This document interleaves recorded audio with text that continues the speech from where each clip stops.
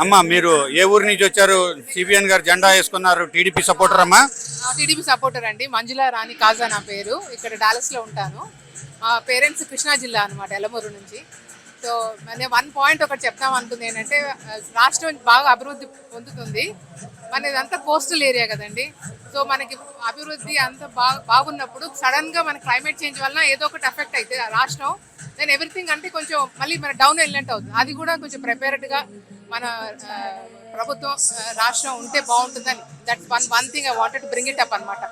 నాకు అర్థం కాల. అంటే మీరు వరదలు అవి వచ్చినప్పుడు చాలా ప్రిపేర్డ్ గా ఉండి, విజన్ తోటి ఉండి, ఎట్లా ప్రిపేర్డ్ గా ఉండాలి, ప్రజలు కూడా ఎట్లా నాలెడ్జబుల్ గా ఉండాలి హ్యాండిల్ చేయడానికి అనేది అనమాట. అంటే ఆ గ్యాప్ ఏమైనా కనిపించిందా మీకు ఈ మధ్యకాలంలో? అలాంటిది ఏదైనా జరిగిందా where they failed or they were not able to do it to the extent where everybody surprising గా ఫీల్ అయినట్టు ఉంటారు కదా ప్రజలు. అది లేకుండా ప్రిపేర్డ్ గా ఉంటే బెటర్ గా ఉంటుందని. ఎందుకంటే మనకి అభివృద్ధి వెళ్తాము, మళ్ళీ కిందికి వచ్చిన అయినట్టు ఫీల్ అవుతారు కదా ప్రజలు, అందుకని.